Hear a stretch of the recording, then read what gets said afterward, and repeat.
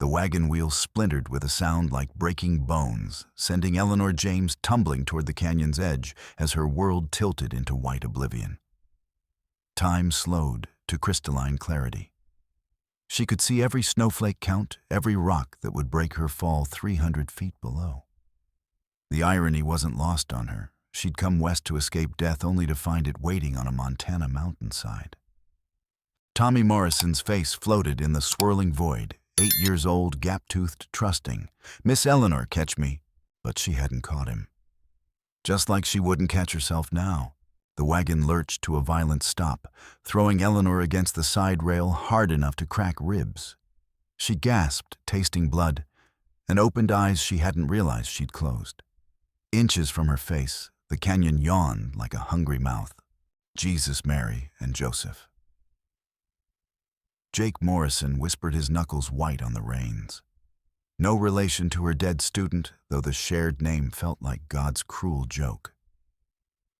We're alive. Don't know how, but we're alive. Eleanor stared into the abyss, and for one terrible moment, she wanted to let go. To slide into that white silence, where guilt couldn't follow, where she'd never again see a child's trust shatter in her hands. Death would be so much easier than the weight of Tommy Morrison's memory, than the knowledge that she'd killed a boy through simple inattention. Then she heard it, the soft nicker of a horse, steady hoofbeats approaching through the blizzard. Someone was coming, someone who might help or might finish what the storm had started. Eleanor gripped the wagon's rail and pulled herself back from the edge, choosing life over surrender. A figure emerged from the white, tall, broad-shouldered, leading a pack animal through drifts that would have stopped lesser men. His face was hidden beneath a wide-brimmed hat, but something in the way he moved spoke of education, refinement qualities that didn't match his wilderness clothing. Without a word, he dismounted and began rigging ropes between his saddle horn and the fallen tree that blocked their path. Eleanor watched in fascination as he worked with practiced efficiency, his movements economical despite the brutal conditions. When he glanced up, she caught a glimpse of intelligent brown eyes and a scar along his left temple pale against weathered skin. 20 minutes later, they'd cleared the obstacle. The stranger remounted and began to fade back into the storm, but Jake's voice stopped him. "Wait, who are you?" The man turned in his saddle, and Eleanor felt the weight of his attention like a physical presence. When he spoke, his voice carried the refined accents of education. Someone who remembers what it means to help a neighbor. He touched the brim of his hat to Eleanor, a gesture that seemed to acknowledge something neither of them had spoken, then vanished into the white as silently as he'd come. Jake sat frozen for a long moment, his face pale beneath its weather-beaten features. "Dear God," he whispered. "Who was that?" Eleanor asked. "Nobody." Jake's hand moved instinctively to the rifle beside his seat. "Just a drifter. Has to be." But his eyes said otherwise, and Eleanor caught the tremor in his voice. Whoever that man had been, Jake knew him, and feared him more than the storm. An hour later, they crested a ridge, and Night Hollow Ranch spread below them like a sleeping predator. The main house was larger than Eleanor had expected, a sprawling structure of dark timber and fieldstone that seemed to crouch against the mountainside. But it was the silence that struck her most forcefully. No smoke rose from the chimneys. No lights showed in the windows. The place felt abandoned, though she could see cattle huddled in distant corrals. "Cheerful place," Jake muttered, but his attempt at humor fell flat. As they descended toward the main house, Eleanor noticed something else. The hills surrounding the ranch were scarred with old mine shafts and abandoned equipment. Silver, most likely, judging by the color of the tailings. Someone had been working these mountains long before cattle ever grazed here. The front door opened before they'd fully stopped, and a man stepped onto the covered porch. Even at distance, Eleanor could feel the weight of his attention like ice against her skin. He was tall and lean, dressed in a black coat that made him look like an undertaker. When he moved, it was with predatory grace, something accustomed to being the most dangerous creature in any room. "Miss James." His voice carried clearly across the courtyard, cultured but cold as winter steel. I'm Boone Keller, foreman of Night Hollow Ranch. You're 3 hours late. Eleanor climbed down from the wagon, her legs unsteady after the near-death experience. The storm delayed us. A tree fell. I don't care about weather. Boone stepped closer, and Eleanor saw his face, clearly sharp cheekbones, pale gray eyes, and a mouth carved from granite. Punctuality is the first virtue in these parts, Miss James. Knowing your place is the second. Jake was already unloading her trunk, his movements hurried, as if he couldn't wait to leave. As he worked, Eleanor caught a glimpse of movement in an upper window, a small face pressed against the glass, pale and frightened. The child vanished immediately, but not before Eleanor saw the unmistakable bruise along her jawline. That would be Maisie. Boone said, following her gaze. Your student. 8 years old, orphaned last winter when her parents died in a tragic fire. Something in his tone made Eleanor's skin crawl, too casual, too practiced, as if he'd told this story many times before. When can I meet her? When I decide you're suitable. Boone gestured toward the house. Come, we have business to discuss. The interior matched its owner's temperament, all dark wood and hunting trophies, with a massive fireplace that threw more shadows than light. Eleanor followed Boone through corridors lined with mounted animal heads, their glass eyes tracking her passage with dead malevolence. They entered what appeared to be an office, though it felt more like a counting house. Ledgers lined the shelves, and a massive desk dominated the center. But Eleanor's attention was drawn to the wall behind the desk, where old mining equipment hung like medieval torture implements, picks, hammers, and surveying tools that spoke of the ranch's earlier incarnation. Sit, Boone commanded, settling behind the desk, in a position that forced Eleanor to look up at him like a supplicant. Let me clarify your situation. He began, pale eyes, never blinking. You're not a governess. You're not a companion. You're hired help whose job is teaching one child basic letters and numbers. Nothing more. I understand. Do you? Boone leaned forward. Because I've had teachers before Miss James. Educated women from back east who thought they could improve conditions, ask inconvenient questions, meddle in affairs beyond their comprehension. His smile was sharp as broken glass. They didn't last long. Eleanor felt ice settle in her stomach. What happened to them? Accidents. The wilderness doesn't forgive mistakes, a fall from a horse getting lost in a blizzard, old mine shafts that open under careless feet. The threat was carefully phrased, but unmistakable. This country demands respect, Miss James. It's killed better people than you for less cause. Boone stood and moved to examine the mining tools, running his finger along the edge of a pickaxe. These hills hold more than cattle, you see. The Hart family, Maisie's parents, never understood the true value of what they possessed. Focused on ranching when they should have been thinking bigger. What kind of value? Silver. Veins of it running through these mountains like blood through a body. David Hart was content to let it lie buried while he played at being a cattleman. Boone's voice hardened with contempt. Waste of vision. Waste of opportunity. Eleanor filed away this information, sensing its importance, though she couldn't yet see how it connected to Maisie's situation. Your quarters are in the attic. Boone continued, returning to his desk. Meals at 6 noon and 6 sharp.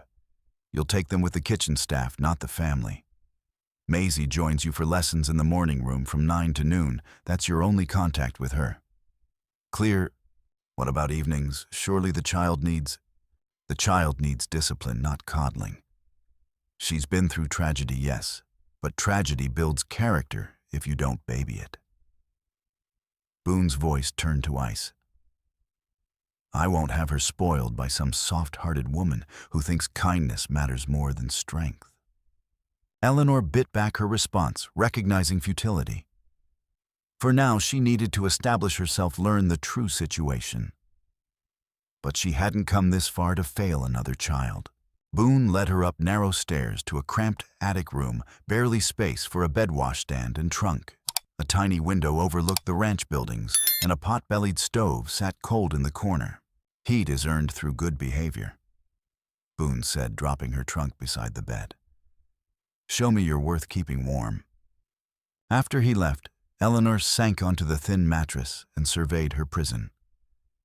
Through the floorboards came hushed voices, conversations that stopped whenever footsteps approached. Fear lived in this house thick as smoke, but there was something else. Through her window, Eleanor glimpsed that mysterious horseman again, a shadow moving between buildings with obvious familiarity. He paused and looked up at her window, and even at distance, she felt his attention like a physical weight. Then he touched his hat brim in acknowledgement and vanished into the falling snow, leaving Eleanor to wonder if she'd found an ally or another enemy in this desolate place. The next morning brought no relief from the storm. Eleanor woke to retching sounds from below, someone violently sick, followed by Boone's harsh voice berating the sufferer. She dressed quickly and found the kitchen large, functional, dominated by a cast-iron stove radiating blessed warmth. A woman stood at the counter, gray-haired with stooped shoulders, that spoke of hard work and harder choices. "You must be Mrs. Henley," Eleanor said. The woman turned, revealing a face marked by worry, but eyes that held surprising intelligence and carefully hidden strength. "That's me, though I ain't been married 20 years. Old habits." Mrs. Henley's voice carried mountain twang, but Eleanor caught something else beneath it. Education refinement, carefully disguised. "You're the new teacher.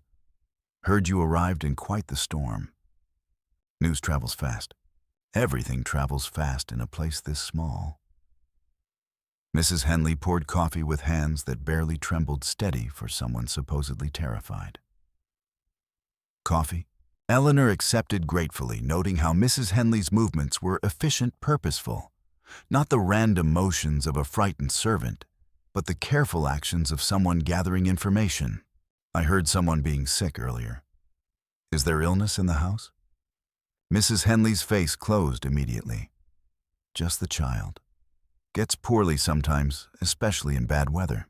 Shouldn't someone call a doctor? Ain't no doctor within 50 miles, and even if there was..."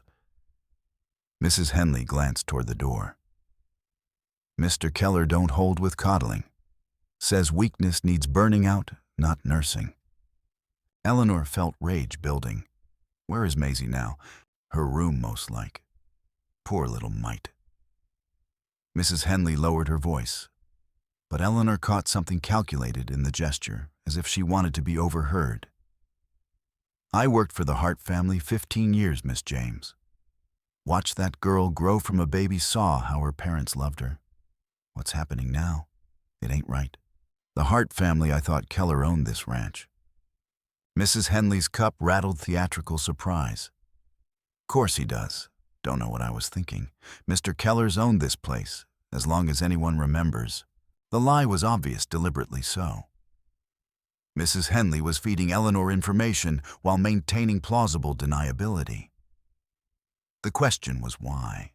Eleanor spent the morning exploring, noting how servants scurried away whenever she appeared. The house felt like a mausoleum, heavy furniture, drawn curtains, as if joy itself had been banished.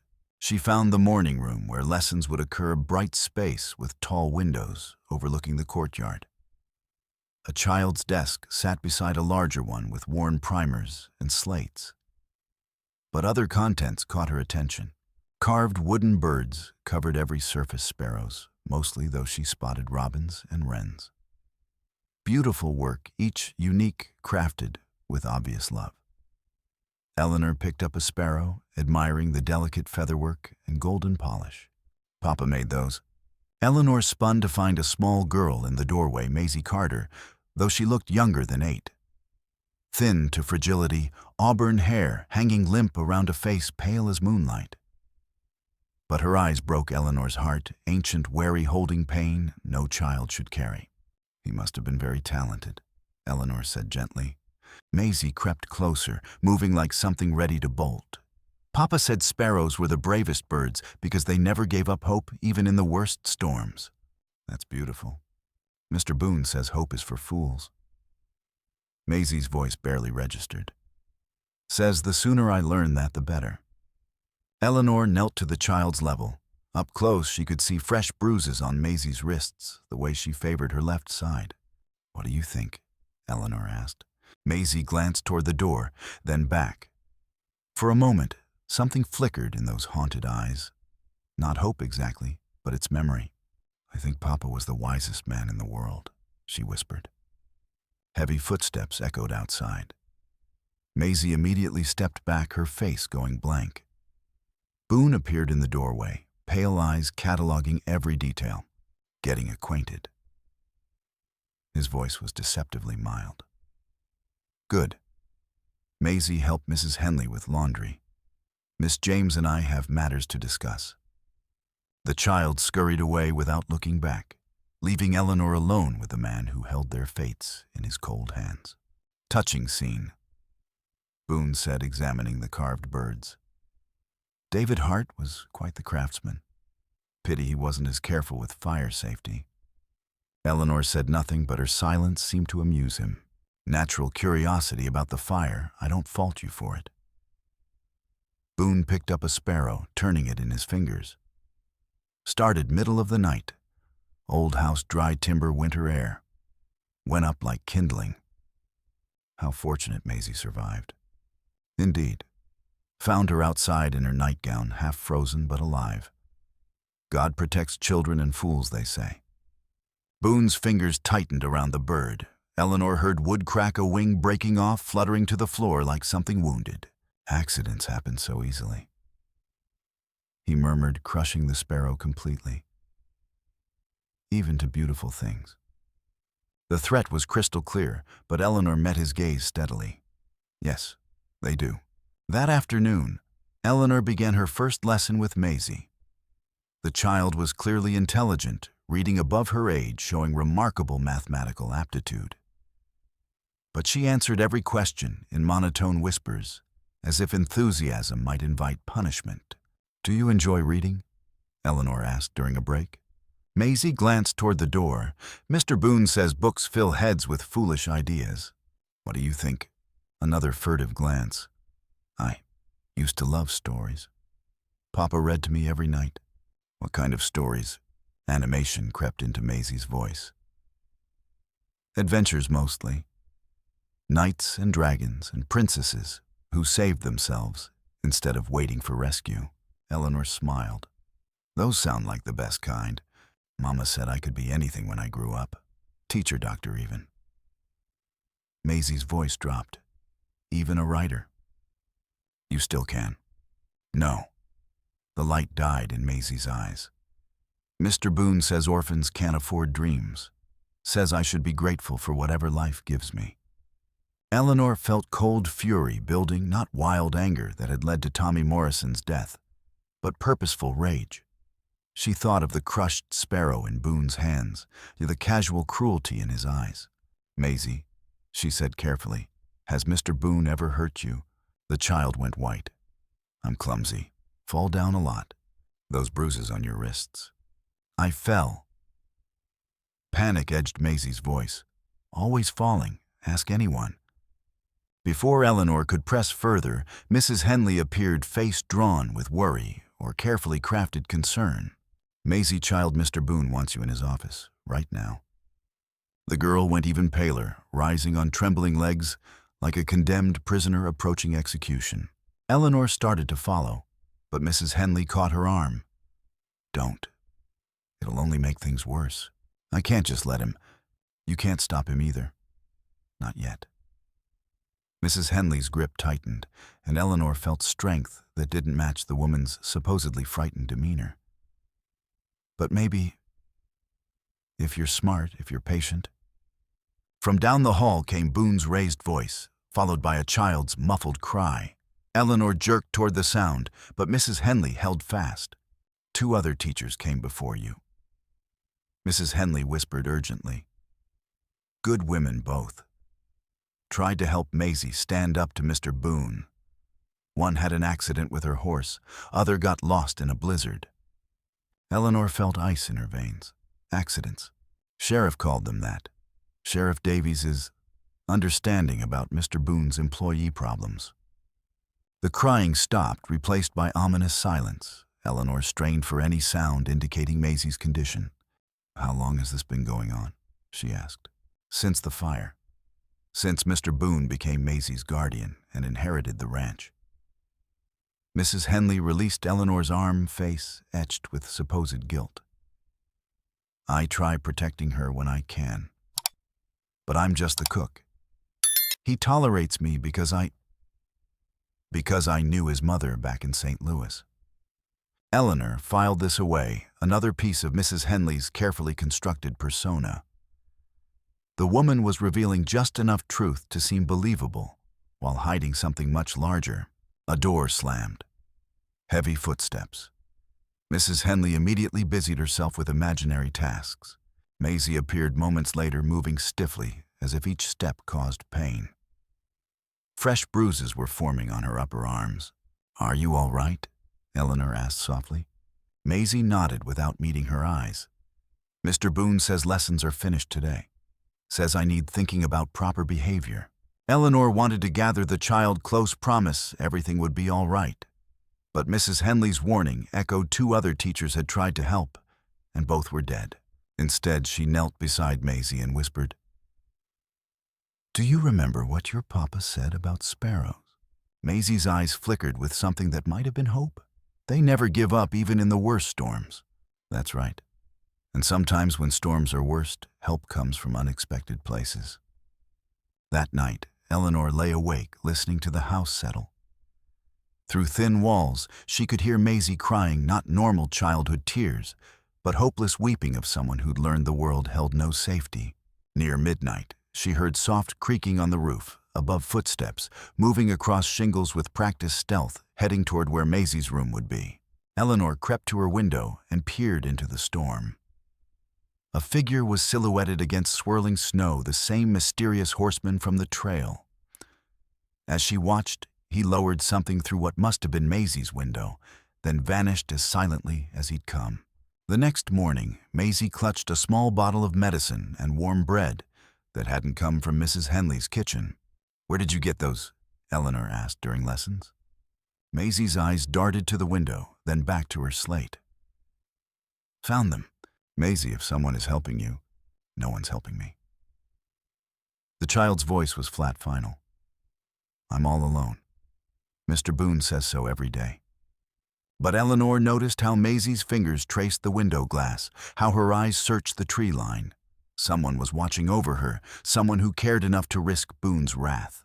Eleanor began watching too, catching glimpses of their mysterious benefactor over the following days. Always distant, always careful, but clearly keeping vigil. Once she could have sworn she saw him speaking with Mrs. Henley near the vegetable garden. But when she looked again, both figures had vanished. The gifts continued, small blessings appearing overnight. A warm scarf for Maisie's neck, fresh milk when the child was ill. Once even a carved sparrow to replace Boone's destruction, hidden carefully in Maisie's mattress, where only sharp eyes would spot it. "Someone's looking after you," Eleanor said one afternoon during arithmetic. Maisie's pencil stopped moving. "Don't know what you mean." "The medicine food gifts. Someone cares about you very much." Tears flowed down Maisie's cheeks, first genuine emotion Eleanor had seen in days. "Mama used to say I had a guardian angel," she whispered. "But Mr. Boone says angels are just stories to make weak people feel better." "What do you think?" Maisie looked toward the forest, where their mysterious protector kept vigil. "I think sometimes angels wear human faces, and sometimes they have to hide in shadows to keep us safe." Eleanor's heart broke a little. This child had endured more trauma than most adults, yet still clung to hope, still believed in rescue. It reminded her of Tommy Morrison's unshakable faith that his teacher would keep him safe, faith she'd betrayed through carelessness. She would not fail again. That evening, Eleanor made a decision that would change everything. As the household settled into sleep, she wrapped herself in her thickest shawl and slipped into the storm. She had no plan beyond reaching the forest, no idea how to find their mysterious guardian in the vast wilderness. But she had to try. Snow fell heavily, wind cutting through her coat like knives. Eleanor stumbled through drifts, reaching her waist, following half-remembered paths toward the tree line. More than once she nearly turned back, defeated by brutal conditions. Then she saw him. A figure emerged from between pines like a ghost, materializing from storm. Tall, broad-shouldered, moving with easy confidence, despite treacherous footing. When he spoke, his voice carried refined education, at odds with his wilderness appearance. "Miss James, I wondered when you'd work up courage to seek me out." Eleanor stared through swirling snow, taking in weathered face, intelligent eyes, careful way he held himself. "You're Samuel Hart." It wasn't a question, and he didn't treat it as one. Simply nodded, gaze never leaving her face. "Maisie thinks you're dead. Maisie is safer thinking I'm dead." Samuel's jaw tightened. If Boone knew I was alive, he'd use her to flush me out, then kill us both. "But you've been helping her. The medicine, food, what I can when I can. It's not enough." Samuel turned away, staring toward the ranch house with such anguish, Eleanor felt her chest tighten. "She's my brother's daughter, Miss James. Only family I have left, and I can't even hold her, can't tell her she's not alone." "Then let's change that." Samuel looked at her with something that might have been hope, if hope weren't such dangerous luxury. "You don't understand what you're facing. Boone isn't just cruel, he's a murderer. Killed my brother and sister-in-law for this ranch, killed others to keep his secret." "Tell me everything," Eleanor said. And there, sheltered by ancient pines, while snow fell like benediction, Samuel Hart revealed the truth about Night Hollow Ranch. The story was more horrific than Eleanor had imagined. David Hart had built the ranch from nothing, transforming wilderness into prosperous cattle operation. Fair employer, loving husband and father, respected throughout the territory for integrity and generosity. Boone Keller had been foreman, 3 years efficient, ruthless when necessary, but trusted by David to handle day-to-day operations while the owner focused on family and growing business interests. I was back east negotiating an army contract. Samuel explained, voice hollow with self-recrimination. "David asked me to stay, said he was having trouble with Boone, but I was distracted. There was a woman, Rebecca Morrison, and I thought I was in love." Eleanor waited, sensing more to the story. David's letters became increasingly urgent. He'd discovered discrepancies in ranch accounts, missing supplies payments to phantom employees' cattle that supposedly died, but whose carcasses were never found. But more than that, he'd found something else. What? The old silver mine maps. Surveys showing veins running through these hills worth more than the ranch could make in 50 years of cattle. Samuel's voice turned bitter. Boone had been using ranch resources to secretly work the mines, selling silver through contacts in Denver and keeping the profits. Eleanor thought of the mining equipment in Boone's office, the scarred hillsides around the ranch. David was planning to confront him, maybe even have him arrested. But he wanted to wait until I returned from the east. What happened? Fire started on a night when the whole valley was locked in by the worst blizzard in 20 years. No neighbors could respond, no help could reach them. Samuel's voice broke. David and Margaret died in their bedroom, trapped by flames that shouldn't have spread so fast or burned so hot. Unless someone used accelerant. Kerosene, most likely. I found traces in the ruins. But by the time I returned, Boone had had weeks to clean up evidence. Samuel clenched his fists. He also had time to forge new property deeds, bribe the local sheriff, establish himself as Maisie's legal guardian. Eleanor felt sick. A grieving child would be easy to control, especially one terrorized into compliance. By the time I got back, Maisie was already broken, convinced she was alone and dependent on Boone's mercy. But you confronted him. Samuel nodded grimly. I was half mad with grief and rage. Stormed into his office, accused him of murder, demanded confession. Exactly what he'd been expecting. He tried to kill you. 3 men were waiting outside. Beat me unconscious, put a bullet in my head, or tried to. Shot grazed my skull instead of penetrating, and they buried me in a shallow grave, thinking I was dead. Eleanor could see the scar, now pale line, along Samuel's left temple, where the bullet had furrowed his scalp. I crawled out after dark, made it to deep forest. Been living rough ever since watching the ranch, trying to gather evidence against Boone. But he's smart, Miss James. Careful. Anyone who might testify against him tends to have accidents. Eleanor thought of the 2 teachers who'd preceded her of the names Boone had mentioned so casually. How many has he killed? 5 that I know for certain. Maybe more.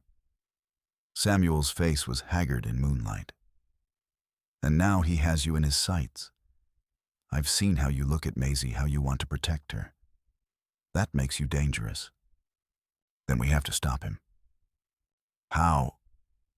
Samuel's laugh was bitter. He owns the sheriff, holds forged documents, proving ownership, has an entire community too terrified to speak. I'm one man living like an animal in the woods, and you're a woman with no legal standing who'd be dismissed as hysterical for making accusations. Eleanor was quiet for a long moment, thinking. When she finally spoke, her voice was steady with resolve.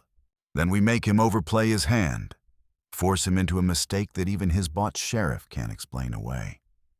Samuel studied her with those intelligent, pain-filled eyes. What are you suggesting? I'm suggesting we make Boone Keller's life very uncomfortable. Document his crimes, gather witnesses, force him to act rashly. Eleanor met his gaze. And when he does, we'll be ready. For the first time since she'd known him, even from distance, Samuel Hart smiled. It was tired, wounded, but it transformed his entire face. David always said Maisie would grow up strong, he murmured. I think he'd be proud of the woman standing up for her now. Eleanor felt something shift inside her chest, not the crack of breaking, but slow, careful knitting together of purpose. For the first time since Tommy Morrison's death, she felt like she might be exactly where she was supposed to be. They spent another hour planning, sharing information, building foundation for their campaign against Boone. By the time they parted, Eleanor had a mission beyond teaching one child to read. She was going to bring justice to Night Hollow Ranch or die trying. But as she made her way back through the storm, Eleanor didn't notice the figure watching from the barn's shadow, Caleb Morrison, one of the few ranch hands who'd worked for David Hart and stayed on under Boone's regime. A good man, honest, but with a wife and children in town who'd become leverage in Boone's cruel game. Caleb waited until Eleanor disappeared into the house, then trudged through the snow toward the foreman's quarters, his heart heavy with the knowledge of what he had to do to keep his family safe. The next morning brought the first sign that their secret meeting hadn't gone unnoticed. Eleanor woke to find Boone sitting in her room's single chair, examining her few possessions with casual interest, particularly a small leather journal she'd kept since Boston. Sleep well? He asked without looking up from the book. What are you doing here? Fascinating reading. You write very clearly about your guilt over that Morrison boy's death. Quite touching, really. Boone's pale eyes found hers. A teacher who let a child die through negligence. No wonder you were so eager to come west. Eleanor said nothing, but her heart hammered against her ribs. The thing is, Boone continued, closing the journal with deliberate care. I can't help wondering if you're planning to make the same mistake again. Getting too involved, asking too many questions, forgetting your place. I don't know what you mean. Don't you? Boone stood and moved to her tiny window, peering out at the forest. Because Caleb Morrison, good man, loyal employee, couldn't sleep last night. Kept seeing movement near the tree line. Someone walking where they shouldn't, meeting people they shouldn't know. The trap was closing around her. Boone knew she'd met with someone, probably knew exactly who. Eleanor felt betrayal cut deep. Caleb had seemed like one of the few decent people left on the ranch. You must be mistaken, she said carefully. Boone's smile was sharp as winter starlight. Perhaps. But here's what troubles me, Miss James. I've had problems with teachers before. Women who thought they could interfere in matters beyond their understanding. They all had accidents eventually. He moved closer, close enough that she could smell tobacco and something else, fear sweat perhaps. Even predators felt pressure when their territories were threatened. I'd hate for you to meet with similar misfortune, he said softly. Especially when you're trying so hard to help poor little Maisie. Eleanor met his gaze steadily, drawing strength from her conversation with Samuel. Is that a threat? Friendly advice. The wilderness is dangerous, Miss James. People get lost, fall down ravines, stumble into old mine shafts that haven't been properly secured. His smile never wavered.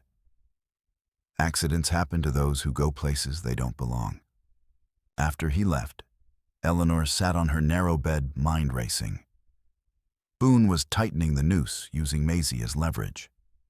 But his reaction also confirmed what she and Samuel suspected. He was feeling threatened, making mistakes. She just had to survive long enough to exploit them. The next few days passed in tense silence. Eleanor was forbidden from seeing Maisie, though she caught glimpses of the child through windows, pale, frightened, moving through the house like a ghost. Mrs. Henley reported that Boone had been increasingly harsh, with the girl finding fault with everything she did. He's trying to break her completely.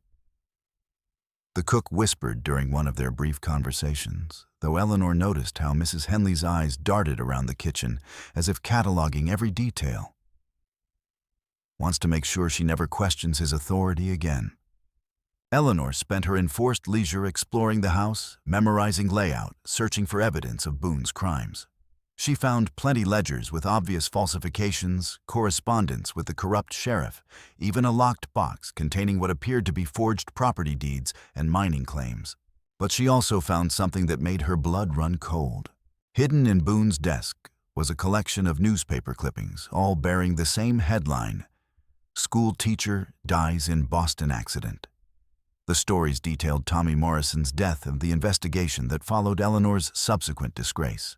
Boone had known exactly who she was before she'd ever set foot on the ranch. He'd hired her specifically because of her past, because he thought a woman carrying that kind of guilt would be easy to control. The realization was terrifying and liberating. Boone had chosen her as his victim, but he'd also given her the perfect weapon, her own desperate need for redemption. That night, despite increased surveillance, Eleanor slipped out again, taking greater care to avoid detection. She found Samuel waiting in their agreed spot, his face grim with news of his own. Boone's planning something, he said without preamble. I've been watching the ranch, and he's had visitors, men I don't recognize, armed and dangerous looking. They left yesterday, but they'll be back. What kind of men? The kind you hire when you need someone disappeared permanently? Samuel's jaw tightened. I think he's decided that subtle intimidation isn't working. He's going to try a more direct approach.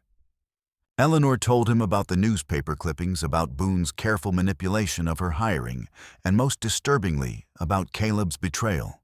Caleb Morrison. Samuel said grimly. I should have expected it. Good man, but Boone's got his family under threat. Wife and 2 young children in town, easy targets for a man like Boone. So he's not truly loyal to Boone. No more than a man with a gun to his child's head is loyal to the gunman. Samuel's expression softened slightly. Caleb worked for my brother, was there the night of the fire.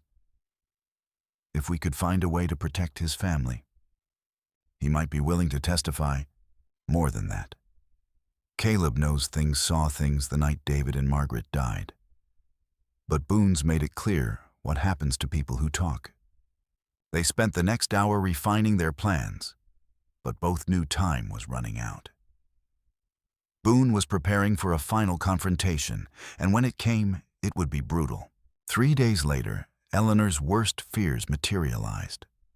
She woke to screaming, not Maisie's voice, but Mrs. Henley's, raw with what sounded like genuine terror and grief.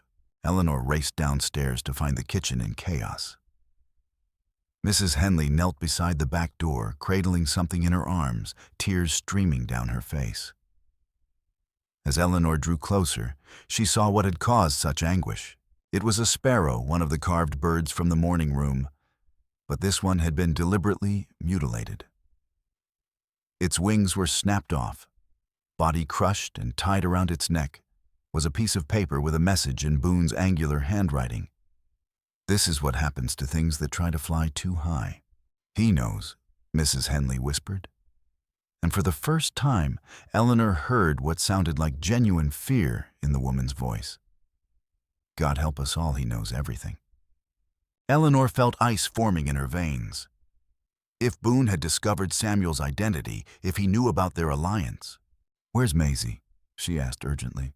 Mrs. Henley's composure cracked completely. "Gone. He took her an hour ago, said they were going for a ride to discuss her future." But the way he looked at her. She clutched Eleanor's arm with desperate strength. "He's going to kill her. I know it in my bones." Eleanor ran to the window, scanning the snow-covered landscape for any sign of horses. There, at the far edge of the valley, 2 riders were heading toward the high country, toward the remote canyons, where a body might never be found. She had to act fast.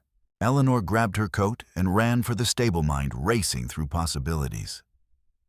She couldn't match Boone's head start, but she knew these mountains now had spent weeks studying their contours from her attic window. There were shortcuts, hidden paths that might allow her to intercept him. The stable door was barred from the outside, deliberately, she realized. Boone had planned for this contingency, ensured she couldn't follow easily. But Eleanor hadn't survived this long by accepting defeat. She found an axe in the woodshed and attacked the bar with desperate strength. Wood splintered, finally giving way, just as she heard hoofbeats approaching from the forest. Samuel burst into the stable, his face wild with fear and rage. "Where is she?" he demanded. Boone took her toward Devil's Canyon. "We have to—" "No." Samuel's voice was flat final. "You need to get out of here, now, while you still can." Eleanor stared at him. "What are you talking about? This is my fault. I should have killed him months ago, should have taken Maisie and run." Samuel moved toward his horse, checking his weapons with practiced efficiency. "But I won't let him hurt her anymore, whatever it costs." "Samuel, you can't face him alone. He'll be expecting you. He'll be ready." "Maybe. But I'm done hiding, done watching from shadows, while that monster tortures my brother's daughter." Samuel mounted, his horse face set in grim determination. "I died the night David and Margaret burned Miss James. Been walking around like a ghost ever since. Time to finish what should have ended 8 months ago. Tell Maisie the sparrows remember," he added, spurring his horse toward the high country. "Tell her she was loved." He disappeared into the storm, leaving Eleanor standing alone in the stable. For a moment, she was paralyzed by indecision. Samuel was right, the smart thing would be to flee, to put distance between herself and Boone's wrath. But she thought of Maisie's frightened eyes, of the child's quiet faith that someone would come. She thought of Tommy Morrison, of the promise she'd made never to fail another child. Eleanor saddled her own horse and rode after them, knowing she was probably riding to her death, but unable to do anything else. Behind her, Mrs. Henley watched from the kitchen window, her face no longer showing fear, but cold calculation. She waited until Eleanor disappeared into the storm, and then moved with swift efficiency to a loose floorboard near the stove. From the hidden compartment, she retrieved a small bundle wrapped in oilcloth.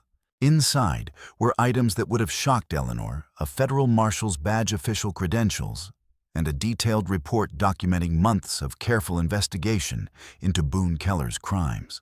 Mrs. Henley, whose real name was Martha Davidson, had been working undercover for the territorial government, gathering evidence against a man suspected of multiple murders and large-scale silver theft from federal lands. The broken sparrow had been her signal to the marshals waiting in the nearby town of Cedar Falls. They should be riding hard for Night Hollow Ranch right now. The trail led up through narrow canyons and across wind-swept ridges, climbing steadily toward the peaks Snow fell more heavily here, and wind cut like razors through the thin mountain air. Eleanor's horse labored in deep drifts, but she pushed on, following tracks already being obscured by the storm. She found them at Devil's Canyon, a narrow gorge with sheer walls dropping into darkness. Boone had chosen his killing ground, well remote isolated with only one way in or out. Eleanor dismounted and crept to the canyon's edge, peering into the depths. Below, she could see figures in a small clearing beside a frozen stream. Boone stood with his back to the canyon wall, rifle trained on Maisie, who knelt in the snow. And approaching across the clearing, hands raised in apparent surrender, was Samuel. "Uncle Sam." Maisie's cry echoed off the canyon walls. "I'm here, little sparrow," Samuel called back. "Everything's going to be all right." How touching. Boone's voice carried clearly in the thin air. A family reunion. I do so enjoy happy endings. Eleanor couldn't see his face from her position, but she could hear the cruel satisfaction in his tone, a predator who'd finally cornered his prey. "Let her go, Boone," Samuel said, still walking steadily forward. "Your quarrel is with me." "Oh, but that's where you're wrong." Boone shifted position, and Eleanor caught a glimpse of his profile, sharp, cold, utterly without mercy. "My quarrel is with anyone who threatens what I've built here. You, Miss James, this troublesome child, you're all obstacles to be removed." Eleanor's heart stopped. He knew she was here, had probably been expecting her. "That's right, Miss James," Boone called without turning around. "I know you're up there. Why don't you join our little party, or would you prefer to watch your boyfriend die from the shadows?" Eleanor had no choice. She stood slowly, hands raised, knowing any sudden movement would likely result in Maisie's death. "There's a path to your left," Boone instructed. "Take it slowly. Any tricks and the child dies first." The path was narrow and treacherous, carved into the canyon wall by centuries of erosion. Eleanor picked her way down carefully, boots slipping on icy stone. One misstep would send her tumbling into the abyss, but she forced herself to focus on reaching the bottom alive. She emerged into the clearing to find Boone's rifle now trained on her, while Samuel stood frozen, his own weapon still holstered. "Excellent," Boone said with genuine pleasure. "Now we can conclude this business properly." Up close, Eleanor could see that Maisie was unharmed, but terrified small hands, bound with rope face streaked with tears. The child's eyes met hers, and Eleanor saw not just fear, but apology, as if Maisie somehow blamed herself for the danger they were all in. "It's not your fault, sweetheart," Eleanor said softly. "None of this is your fault."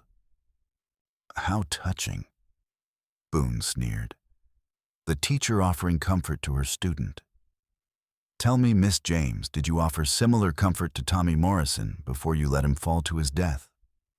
Eleanor felt the familiar stab of guilt, but this time she didn't let it paralyze her. Tommy's death was an accident. What you're doing here is murder. What I'm doing here is protecting my investment. Cleaning up loose ends. Boone's smile was sharp as winter starlight. "You see, I've worked too hard building this operation to let sentiment interfere with business. This ranch, these silver mines, they're mine now, legally and completely. The law will catch up with you eventually," Samuel said. "What law?" Boone laughed. "Sheriff Davies is on my payroll, and the territorial marshal is 300 miles away. By the time anyone thinks to look for you, your bodies will be scattered across these mountains, food for wolves and coyotes." Eleanor's mind raced, looking for options. Boone held all the advantages, position weapons hostage. But he also had one crucial weakness, his arrogance. He was so confident in his control that he was taking time to gloat, to savor his victory over the people who dared to challenge him. "You killed David and Margaret Hart," Eleanor said, keeping her voice steady while her mind worked frantically. "Burned them alive in their own home. Regrettable but necessary. David was getting too curious about the ranch's finances, and Margaret was starting to ask uncomfortable questions about my disciplinary methods. Boone's voice carried the casual tone of a man discussing the weather. They never understood the true potential of what they owned. The silver mines. Exactly. Veins of ore worth more than this ranch could make in a century of cattle. But David was content to let it lie buried while he played at being a gentleman rancher. Boone's contempt was palpable. Waste of vision. Waste of opportunity. And Charlie Wickham, the two teachers who preceded me, occupational hazards. Charlie got too interested in where certain supplies were going, why the books didn't balance. The teachers. Boone shrugged. Well, they made the same mistake you're making now. Getting involved in affairs that didn't concern them. Eleanor caught Samuel's eye, saw him tense slightly as he prepared to make his move. But Boone was watching him too. Don't even think about it, Samuel. I've got 3 rounds in this rifle, and I can put them all center mass before you clear leather. Boone's voice hardened. Besides, you wouldn't want to risk little Maisie's life on something as uncertain as a gunfight, would you? Samuel's hand moved away from his weapon, his face etched with frustration and helpless rage. Good choice, Boone said. Now let's discuss the order of proceedings. I think we'll start with the interfering school teacher, then the troublesome child, and finally you, Samuel, saved for last, so you can watch everything you failed to protect die before your eyes. Eleanor saw Maisie's face go white with terror, saw Samuel's hands clench into fists of impotent fury. In seconds, Boone would begin executing them one by one, and there was nothing any of them could do to stop it. Then she heard a sound that made her heart leap with desperate hope. The thunder of hoofbeats echoing down the canyon from above. Multiple horses moving fast. Boone heard it too, his head snapping up toward the rim. What the hell? A rifle shot cracked across the canyon, the bullet spanging off rocks near Boone's feet. He spun toward the sound, momentarily forgetting his prisoners. Federal marshals, a voice boomed from above.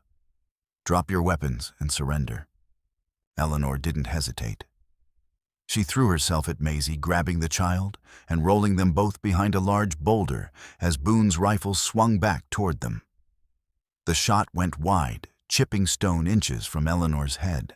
Samuel had drawn his own weapon now, and the canyon filled with the thunder of gunfire as he and Boone exchanged shots. Eleanor huddled behind the boulder with Maisie working frantically to untie the ropes around the child's wrists. How did they find us? Maisie whispered. Eleanor looked up toward the canyon rim, where she could see figures rappelling down the walls, federal marshals armed and professional moving with practiced efficiency. Someone who's been watching over us longer than we knew, Eleanor realized. But the marshals were having trouble descending into the canyon. As they reached the halfway point, rifle fire erupted from positions Eleanor hadn't noticed Boone's hired gunmen positioned to defend against exactly this kind of assault. I should have known you'd have backup. Samuel called out, diving for cover as bullets whined overhead. I don't take chances with my investments. Boone replied, his voice maddeningly calm despite the chaos. Did you really think I'd come here without insurance? The battle raged for what felt like hours, but was probably only minutes. The marshals had superior numbers and position, but Boone's men knew the terrain and had prepared defensive positions. Eleanor could see that several of the lawmen had been wounded in the initial assault. Then through the smoke and chaos, she heard a familiar voice. Eleanor, Samuel, keep down. Mrs. Henley, no. Martha Davidson stood at the canyon's edge, no longer the frightened cook, but a federal agent with badge gleaming on her coat and a rifle in her hands. Martha Davidson, U.S. Marshal. She called down to Boone. You're surrounded, Keller. It's over. Boone's laugh echoed off the canyon walls. Is it because from where I'm standing, I've got hostages and defensive positions? Your boys are pinned down, and any move you make gets the child killed. Eleanor saw the truth of it. The marshals had managed to secure the canyon rim, but Boone and his remaining men controlled the floor. It was a standoff that could only end badly. What do you want? Marshal Davidson called down. Safe passage out of the territory, horses, supplies, and a 2-day head start. You know I can't do that. Then we all die here. Boone's rifle swung toward Maisie, starting with the little girl. Eleanor felt desperation claw at her throat. They'd come so close to rescue only to be trapped in this deadly game of chess. She looked at Samuel, saw the same helpless rage in his eyes. Then Maisie did something that stunned everyone in the canyon. The 8-year-old girl stood up.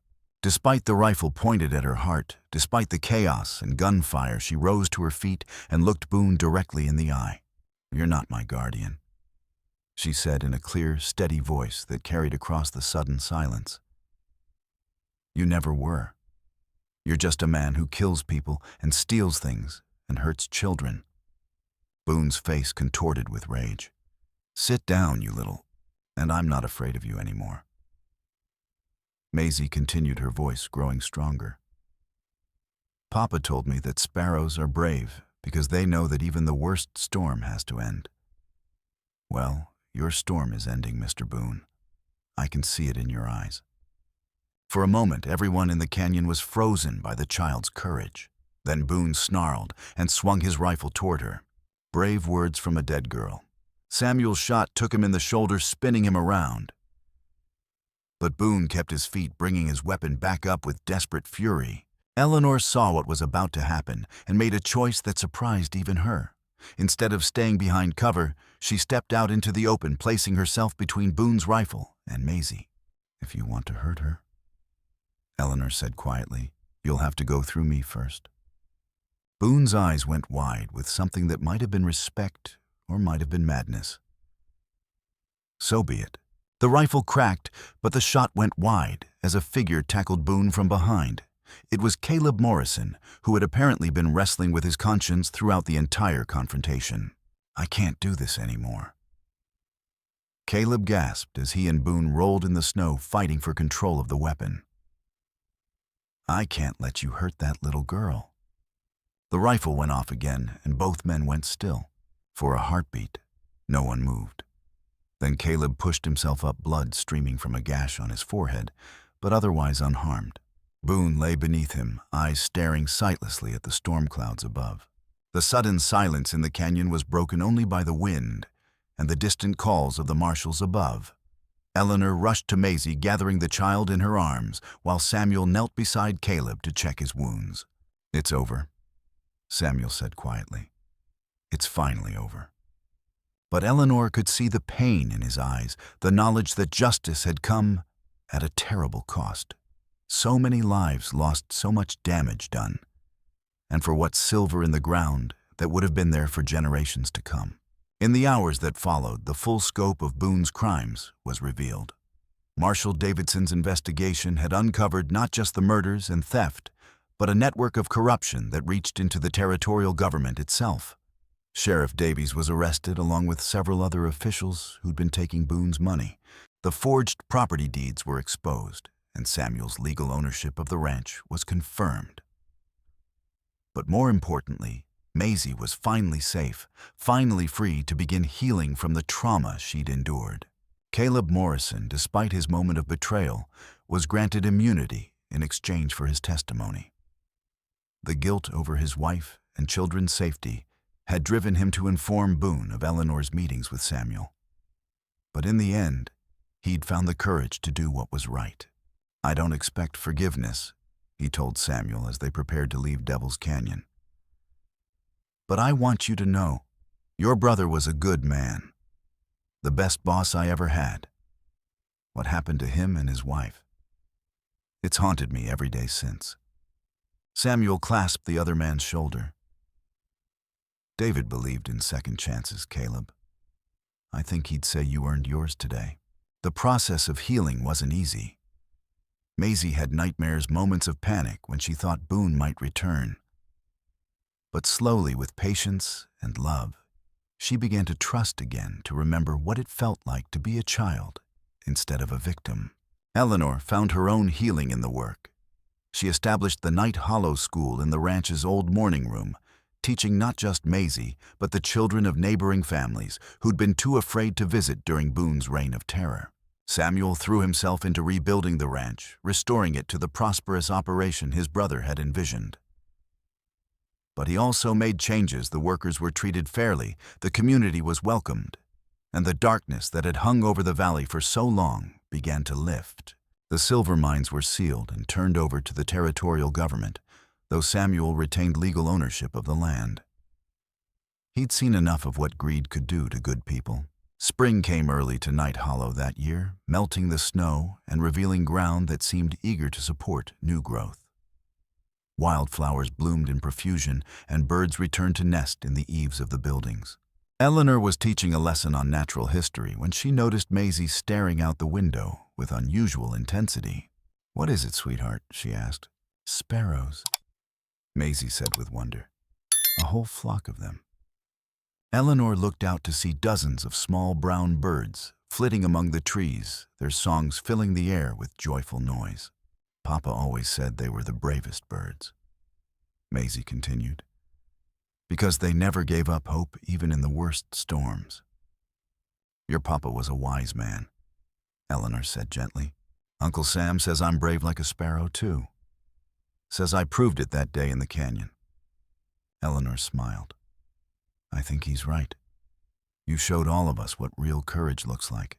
That evening, as they sat on the porch watching the sunset paint the mountains gold and crimson, Samuel asked Eleanor a question that had been building between them for months.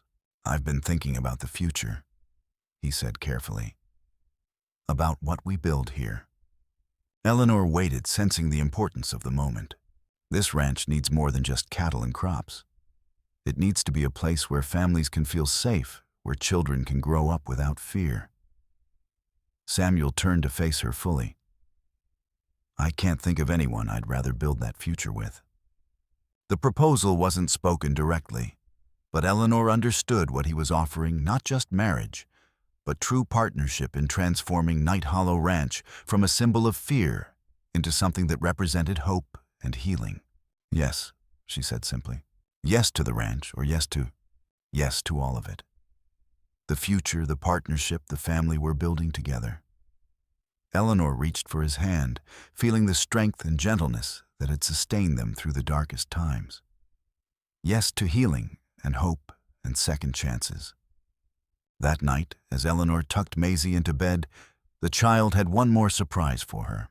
"I'm glad you came to Night Hollow," Maisie said, "even though it was scary at first." "I'm glad I came too.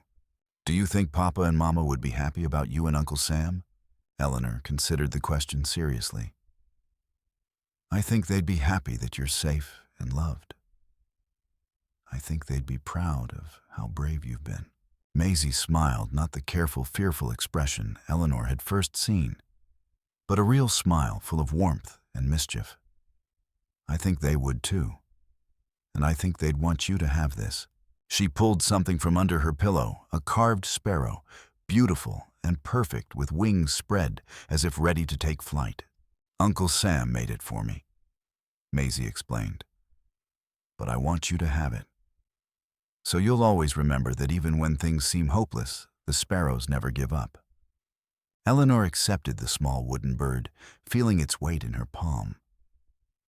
Such a simple thing, yet it represented everything they'd fought for: love, hope, the stubborn refusal to surrender in the face of darkness. "Thank you," she whispered. As she closed the door and walked down the hallway, Eleanor could hear Maisie humming softly to herself, a lullaby her mother had sung, now remembered without pain. Outside, the first stars were appearing in the clear mountain sky, and somewhere in the distance, a real sparrow was singing its evening song. The winter was over. The spring had come, and in Night Hollow Ranch, the sparrows were home at last. Eleanor paused at the window to look out over the valley that had become her sanctuary. The darkness that had once shrouded this place was gone, replaced by the warm glow of lamplight from the bunkhouses where honest workers shared their evening meals. Children's laughter echoed from the small settlement growing up around the ranch, and the sound of hammers and saws spoke of new construction, new hope being built from the ashes of the old. She thought of Tommy Morrison, of the guilt that had driven her west, and realized that while the pain would never fully disappear, It had been transformed into something precious, a fierce protectiveness for the children in her care, a determination never to let another child face danger alone. In her hand, the carved sparrow caught the lamplight, its polished surface warm against her palm. Tomorrow would bring new challenges, new lessons to teach, new lives to nurture. But tonight, in this moment of perfect peace, Eleanor James knew exactly where she belonged. The sparrows had taught her well, hope was not a luxury for the brave, but a necessity for the living. And sometimes, when the storms were at their worst, hope took the form of ordinary people doing extraordinary things to protect those who couldn't protect themselves. In Night Hollow Ranch, surrounded by the people she loved and the community they were building together, hope had found a home that would endure for generations to come. The story was ended, but the life it had made possible was just beginning. And high above the valley, carried on the evening wind, came the sound of sparrows singing their ancient song of resilience and renewal, a melody that spoke of storms weathered and springs to come, of love that endured beyond death, and of the unbreakable human spirit that refused to surrender even in the darkest hour. The snow and the sparrow had both found their place in the world at last.